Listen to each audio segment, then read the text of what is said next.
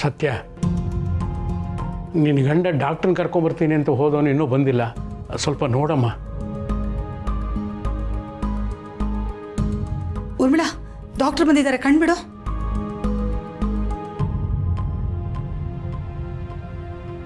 ಏನಾಯ್ತು ಸರ್?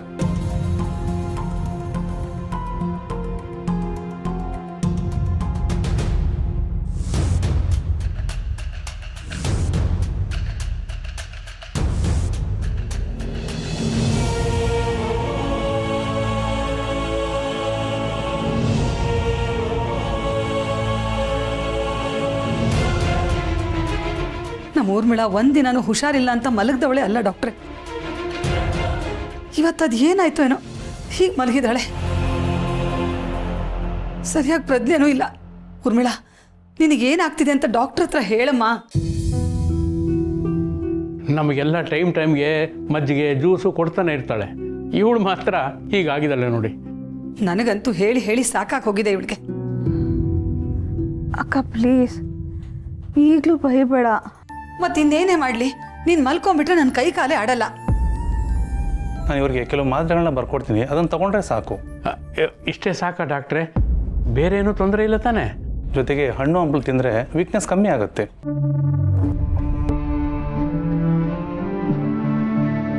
ಭಯ ಪಡೋಂಥದ್ದು ಏನಿಲ್ಲ, ಎಲ್ಲ ಸರಿ ಹೋಗುತ್ತೆ. Okay sir.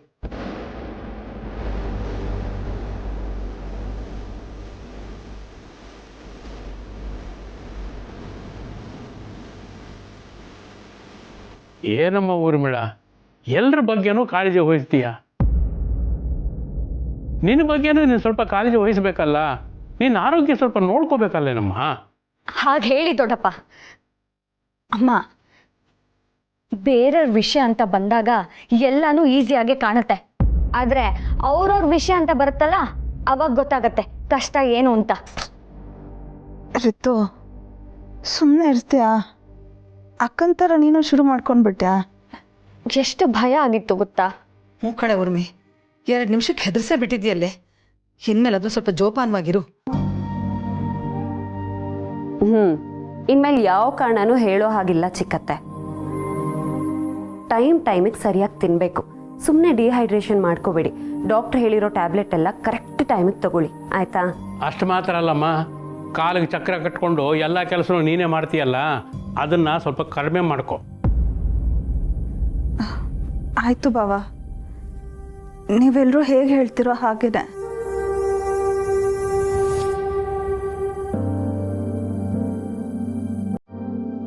ನೀವು ಆರೋಗ್ಯ ಹಾಳು ಮಾಡ್ಕೊಂಡ್ರೆ ನಂಗಂತೂ ತುಂಬ ಕಷ್ಟ ಆಗುತ್ತೆ. ಪ್ಲೀಸ್ ಆರಾಮಾಗಿರಿ.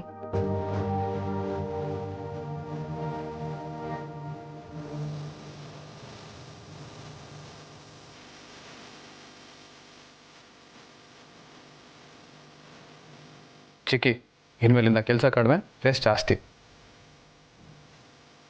ರಿತು, ಚಿಕ್ಕಿ ನೋಡ್ಕೊಳ್ಳೋ ಜವಾಬ್ದಾರಿ ನಿಂದು. ಇವಾಗ ನೀನು ಚಿಕ್ಕ ಹುಡುಗಿ ಅಲ್ಲ, ಸ್ವಲ್ಪ ಜವಾಬ್ದಾರಿ ತಗೋ. ಈಗ ಚಿಕ್ಕಿಗೆ ಹೆಲ್ಪಿಂಗ್ ಹ್ಯಾಂಡ್ ಅಂತ ಮನೇಲಿ ಯಾರೂ ಇಲ್ವಲ್ಲ, ಅದಕ್ಕೆ ಕಷ್ಟ ಆಗ್ತಿರಬಹುದು. ನೀನಿದೆಯಲ್ಲ ಮನೇಲಿ, ನೀನು ಹೆಲ್ಪ್ ಮಾಡು. ಆಹಾ, ನಿನ್ನ ವ್ಯಂಗ್ಯ ನನಗೆ ಅರ್ಥ ಆಗಲ್ಲ ಅನ್ಕೊಂಡಿದ್ಯಾ? ಹೌದು ಸೀತಾ, ಇವಳು ಆಫೀಸ್ಗೆ ಹೋಗಿ ದಬ್ಬ ಹಾಕೋದು ಅಷ್ಟರಲ್ಲೇ ಇದೆ. ಮನೆ ಕೆಲಸ ಮಾಡ್ಕೊಂಡಿರಲಿ, ನಿನಗೂ ಸ್ವಲ್ಪ ಸಹಾಯವಾಗುತ್ತೆ.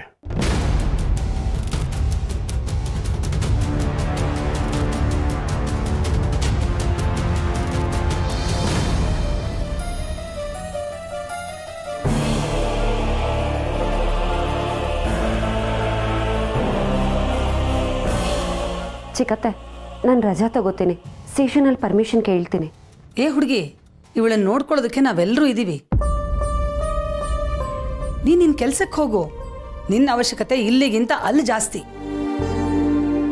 ಸತ್ಯ, ನೀನು ಮೊದಲು ಹೊರಡು. ನೀವು ಎಲ್ಲರೂ ಹೊರಡಿ.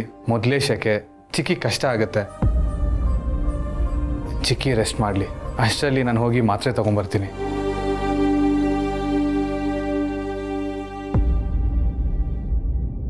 ಚಿಕ್ಕತ್ತೆ, ಆರಾಮಾಗಿ ರೆಸ್ಟ್ ಮಾಡಿ, ಬೇಗ ಹುಷಾರಾಗಿ. ನಿಮ್ಗೇನಕ್ಕಾದರೂ ಫೋನ್ ಮಾಡಬೇಕು ಅಂತ ಅನ್ಸಿದ್ರೆ ಫೋನ್ ಮಾಡಿ. ನಂಗೆ ಗೊತ್ತು ಇವರೆಲ್ಲರೂ ನಿಮ್ಮ ಜೊತೆ ಇರ್ತಾರೆ, ಆದರೂ ಯಾವುದೇ ವಿಷಯಕ್ಕೆ ಫೋನ್ ಮಾಡಬೇಕು ಅಂತ ಅನ್ಸಿದ್ರೆ ಯೋಚನೆ ಮಾಡಬೇಡಿ, ಫೋನ್ ಮಾಡಿ ಆಯಿತಾ? ಆಯಿತು ಸತ್ಯ. ನಾನೇನು ಬರ್ತೀನಿ.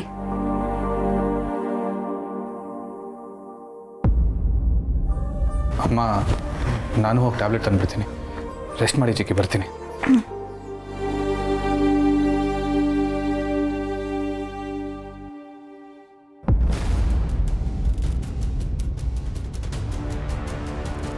ಅರೆ, ಈ ಮಾತ್ರೆಗಳೆಲ್ಲ ನಮ್ಮ ಕಂಪ್ನಿನೇ ಮ್ಯಾನುಫ್ಯಾಕ್ಚರ್ ಮಾಡುತ್ತೆ.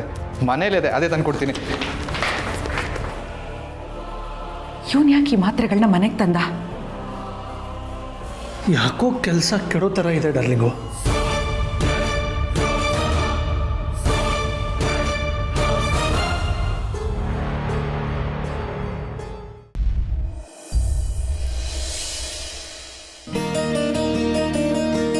ಬಾವಾ, ಒಂದೊಂದು ಐಟಮು ಹೇಳ್ತಾ ಹೋಗ್ತೀನಿ, ಎಲ್ಲ ಟಿಕ್ ಹಾಕೊಂಬಿಡಿ. ಹಾಂ, ಹೇಳ. ಹುರುಳಿಕಾಯಿ 10 kg, ಹಾಂ. ಕ್ಯಾರೆಟು, ಬೀನ್ಸು, ಬದನೆಕಾಯಿ 8 kg, ಹಾಂ ಹಾಂ ಹಾಂ ಹಾಂ ಟೊಮೆಟೊ 15 kg, ಹಾಂ ಈರುಳ್ಳಿ 25 kg, ಹಾಂ. ಮತ್ತೆ ಲಾಸ್ಟ್ ರೈಸ್ಗೆ 50 kg. ಅಲ್ಲ, ಇಷ್ಟೊಂದೆಲ್ಲ ತರಕಾರಿ ಯಾಕೆ ಅಂತ ನಾನು ಅಂದ್ಕೊಂಡ ಹಾಗೆ ಇಲ್ಲ ಇಲ್ಲ, ಹಾಗೇನಿಲ್ಲ. ಹಾಗೆ ಇದ್ರೆ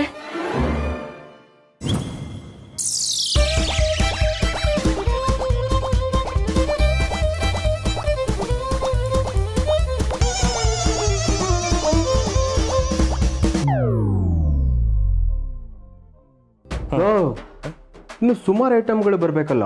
ಬೇಳೆ, ಕಾಳು ಎಲ್ಲ ಎಲ್ಲಿ? ಬಾವಾ, ಎಲ್ಲ ಐಟಮ್ಸು ಬಂದಿದೆ, ನೀವ್ಯಾಕೆ ಸುಮ್ಮನೆ ಟೆನ್ಷನ್ ತಗೊಂತೀರಾ? ಅಲ್ಲ, ಎಲ್ಲ ಮದ್ವೆ ಐಟಮೇ ತರಿಸ್ತಾ ಇದಾರಲ್ಲ, ನಿಜವಾಗ್ಲೂ ಬಾಲಂಗ್ ಬೇರೆ ಮದ್ವೆ ಮಾಡ್ತಿದಾರಾ? ಏನಿದು ಇಷ್ಟೊಂದು ಐಟಮ್ಸ್ ತರಿಸ್ತಿದ್ದೀರಾ? ಯಾವ್ದಾದ್ರೂ ಮದ್ವೆಗೆ ಕೇಟ್ರಿಂಗ್ ಬಯಸ್ಕೊಂಡಿದ್ದೀರಾ ಹೇಗೆ? ಸುಮ್ನಿರ್ ದಿವ್ಯಾಕ, ಯಾರ್ದೋ ಮದ್ವೆಗೆ ನಾವಿಷ್ಟೆಲ್ಲ ಯಾಕೆ ಟೆನ್ಷನ್ ತಗೊಂತೀವಿ? ಇದು ನಮ್ಮನೆ ಫಂಕ್ಷನ್. ಏನ್ ಫಂಕ್ಷನು? ದಿವ್ಯಾಕ, ಅದು ಅಜ್ಜಿ, ನೀನ್ ಯಾಕೆ ಅವನನ್ನ ತಡಿತಿದ್ಯಾ? ಅದೇನ್ ಫಂಕ್ಷನ್ ಅಂತ ನಂಗೂ ಗೊತ್ತಾಗ್ಲಿ ಬಿಡು. ಯಾಕೋ? ಯಾಕೆ ಅಂದ್ರೆ ನಾನು ತಿಳ್ಕೊಬೇಕು, ಅದಕ್ಕೆ. ನೀನ್ ಯಾಕೆ ತಿಳ್ಕೊಬೇಕು? ನೀನ್ ಯಾರು ಅಂತ ನಾನು ನಿನ್ಗೆ ಹೇಳ್ಬೇಕು? ನಿಂದು ಎಷ್ಟಿದೆಯೋ ಅಷ್ಟು ನೋಡ್ಕೊ ಹೋಗು.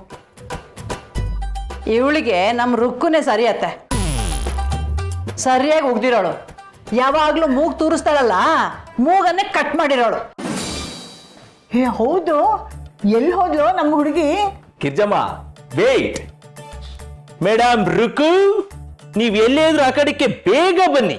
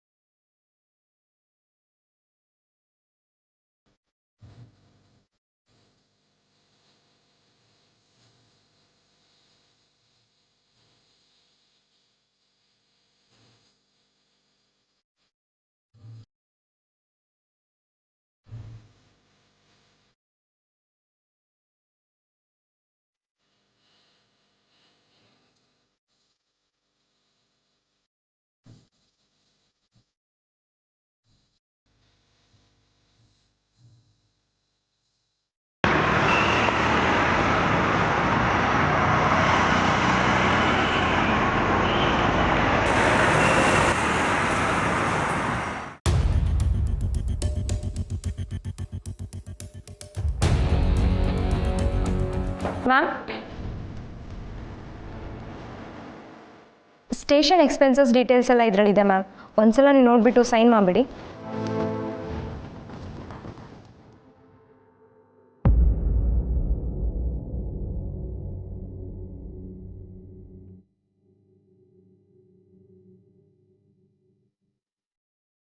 ಮೇಡಮ್, ಯಾಕೆ ಒಂಥರ ಇದ್ದೀರಾ? ಏನಾದರೂ ಸಮಸ್ಯೆನಾ? ಇರುತ್ತಲ್ಲ ಮಾಮೂಲಿ ಮನೆದು. ನೀವೇನು ತಪ್ಪು ತಿಳ್ಕೊಂಡಿಲ್ಲ ಅಂದರೆ ಏನು ಅಂತ ಕೇಳ್ಬೋದಾ ಮ್ಯಾಮ್? ನೀವು ನನ್ನ ಹತ್ರ ಶೇರ್ ಮಾಡ್ಕೋಬೋದು. ಇದರಲ್ಲಿ ತಪ್ಪು ತಿಳ್ಕೊಳ್ಳೋದೇನಿದೆ? ನೀವು ನನ್ನ ಫ್ಯಾಮಿಲಿನೇ ತಾನೆ. ಕಷ್ಟ ಸುಖನ ನಿಮ್ಮ ಹತ್ರ ಹೇಳ್ಕೊಳ್ದೆ ಇನ್ನು ಯಾರ ಹತ್ರ ಹೇಳ್ಕೊಳ್ಳಿ?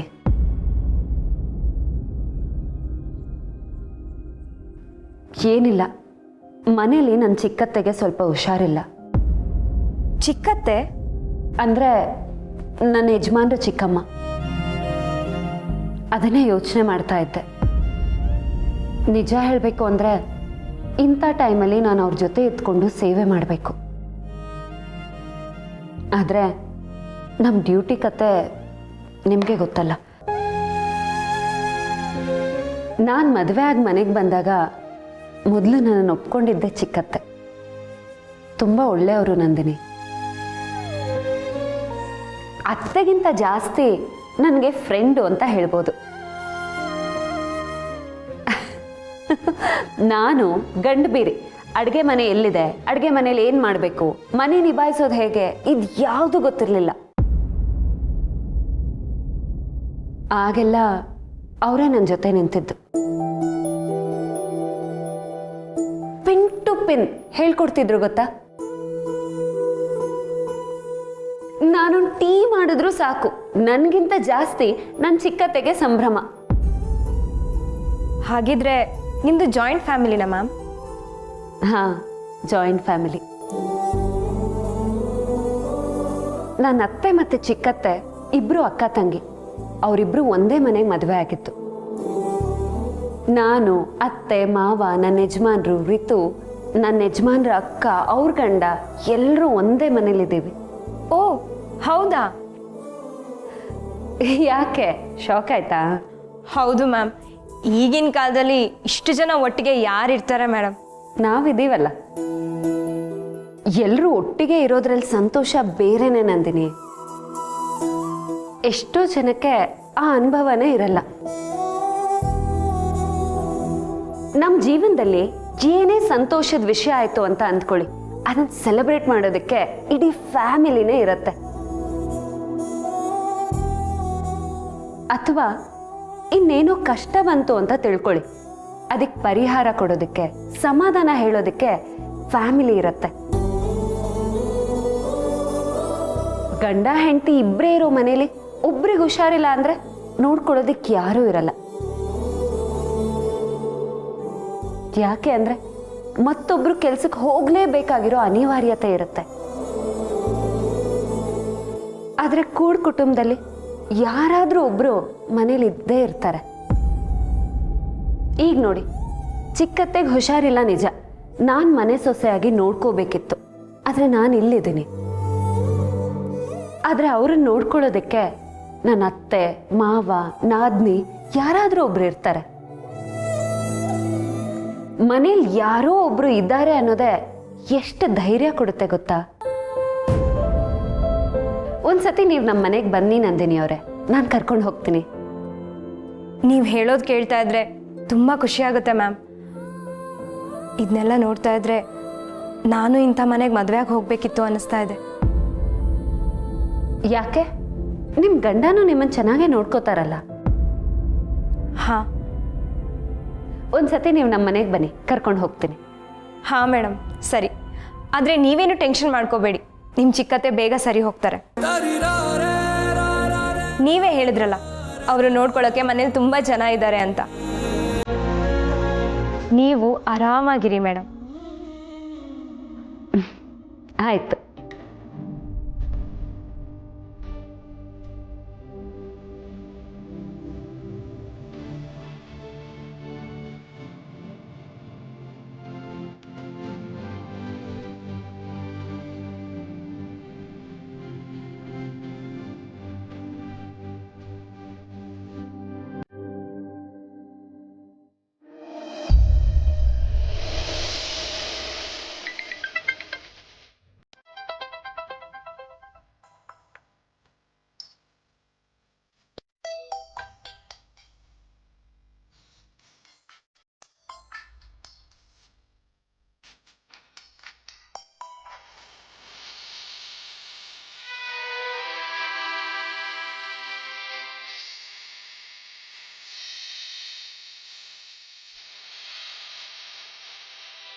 ನನಗೂ ಎಷ್ಟು ಚೆನ್ನಾಗಿ ಕಾಣಿಸ್ತಾ ಇದೆಯೇ.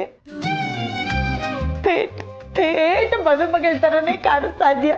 ನನ್ನ ದೃಷ್ಟಿನೇ ನಿಂಗೆ ಬೀಳುತ್ತೆ. ಅತ್ತೆ ನಿಮ್ಮ ದೃಷ್ಟಿ ತಾಗಿದ್ರೆ ತೊಂದರೆ ಇಲ್ಲ, ಆದರೆ ಕಾಕ ದೃಷ್ಟಿ ತಾಗಬಾರ್ದು ಅಷ್ಟೇನೆ. ರುಕು, ಒಂದು ಸ್ಟ್ರಾಂಗ್ ಕಪ್ಪು ದಾರ ಕಟ್ಕೊಂಡ್ಬಿಡೆ, ಸೇಫ್ಟಿಗಿರ್ಲಿ. ಅಜ್ಜಿ ಹೇಳಿದ್ ಕರೆಕ್ಟೆ, ಇವಳಿಗೆ ಮದುಮಗಳು ಕಳೆ ಬಂದಿದೆ. ಥೂ, ಏ ಬಾಲ, ಬಾಯಿ ಮುಚ್ಕೋ, ನೊಣ ಹೋಗುತ್ತೆ.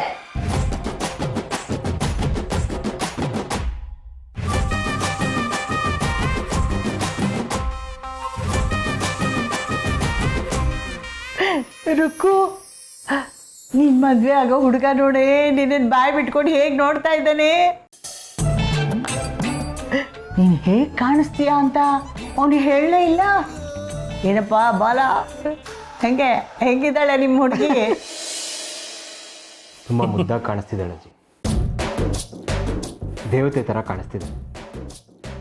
ಥ್ಯಾಂಕ್ ಯು ಮಾವ. ಜೋಳೊಬ್ಳು ನುಲಿತಾಳೆ. ಅಮ್ಮ ರುಕ್ಕೋ, ಈ ರೇಂಜಿಗೆ ರೆಡಿಯಾಗಿ ಆಚೆ ಮಾತ್ರ ಹೋಗ್ಬಿಡಮ್ಮ, ಆಮೇಲೆ ಯಾವ್ದಾದ್ರು ಹುಡುಗರು ಆಡ್ಸ್ಕೊಂಡು ಹೋಗ್ಬಿಟ್ಟಾರು. ಅದಕ್ಕೆ ನಮ್ಮ ಮಾವ ಬಿಟ್ಬಿಡ್ತಾನ?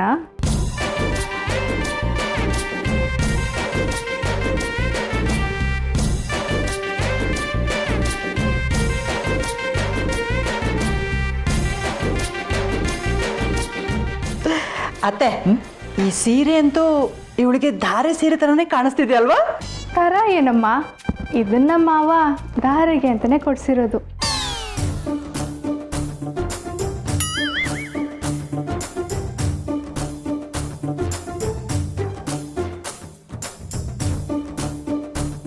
ಬಾಲ ಕಳ್ಳ, ಹೌದೇನೋ? ಬಾಬಾ, ನಿಮ್ಮನ್ನ ಮಾರುತಿ 800 ಅಂತ ಅನ್ಕೊಂಡಿದ್ದೆ, ಆದ್ರೆ ನೀವು ಮಹೇಂದ್ರ 500 XUV.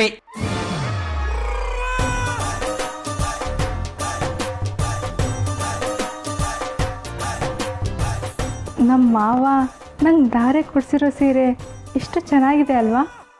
ಒಂದು ಕಾಲದಲ್ಲಿ ನಮ್ಮ ಬಾಲನ್ ಟೇಸ್ಟು ತುಂಬ ಖರಾಬಾಗಿತ್ತು, ಈಗ ತುಂಬ ಬದಲಾಯಿಸಿದನಲ್ವಾ ಅತ್ತೆ?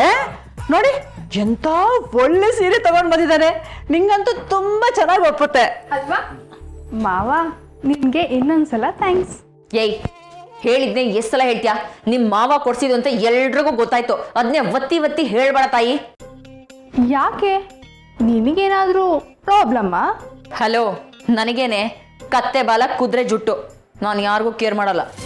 ಮತ್ತ್ಯಾಕೆ ಬರ್ನ್ ಆಗ್ತಿದ್ಯಾ? ಮೆರಿ ಮೆರಿ, ಅದು ಎಷ್ಟು ಮೆರಿತೀಯೋ ಮೆರಿ, ನಿನ್ ಕೊನೆಗಾಲ ನನ್ನ ಕೈಲಿ ಇರೋದು ಅನ್ನೋದು ಮಾತ್ರ ಮರಿಬೇಡ. ಪಾಪ ರುಕ್ಕು, ಅಷ್ಟೊಂದು ಉರಿಸ್ಬಾರ್ದು. ನಮ್ಮ ಮಾವಂಗೆ ಚುರ್ರಂತಿರ್ಬೇಕು ಅಲ್ವಾ?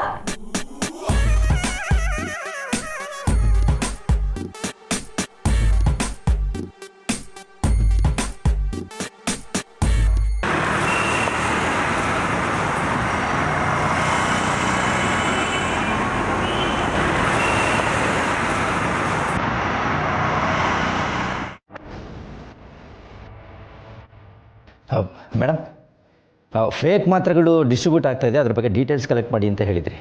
ನಾನೊಂದಷ್ಟು ಡೀಟೇಲ್ ಕಲೆಕ್ಟ್ ಮಾಡಿದ್ದೀನಿ ಮೇಡಮ್, ನೋಡಿ ಇದರಲ್ಲಿದೆ.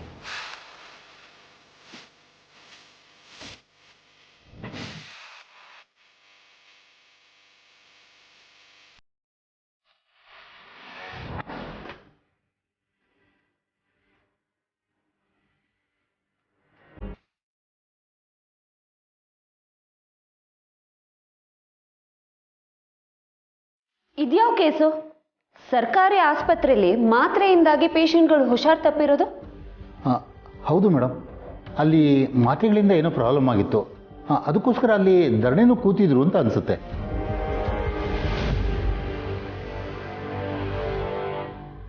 ಬೇರೆ ಡೀಟೇಲ್ಸ್ ಇಲ್ವಾ?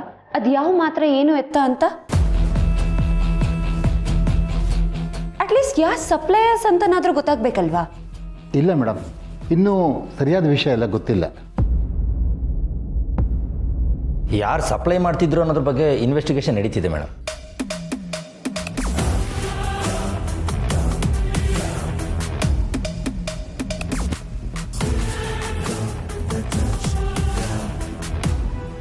ಸರಿ ಶಿವ್ ಸರ್, ಇದಕ್ಕೆ ಸಂಬಂಧಪಟ್ಟ ಹಾಗೆ ಯಾವುದೇ ಅಪ್ಡೇಟ್ಸ್ ಇದ್ರೂ ನನಗೆ ತಿಳಿಸಿ.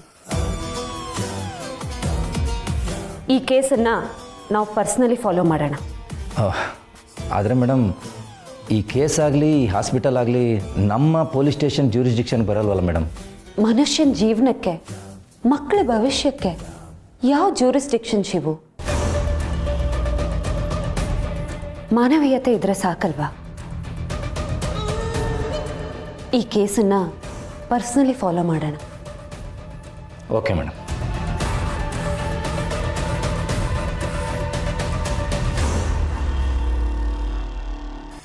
ಮೇಡಮ್, ಈ ನಿಮ್ಮ ಆಲೋಚನೆಗಳೇ ನಿಮ್ಮನ್ನು ನಮ್ಮ ಡಿಪಾರ್ಟ್ಮೆಂಟಲ್ಲಿ ಒಂಥರ ವಿಶೇಷ ಆಗಿಸೋದು. ನೀವೊಂಥರ ಡಿಫ್ರೆಂಟು ಮೇಡಮ್.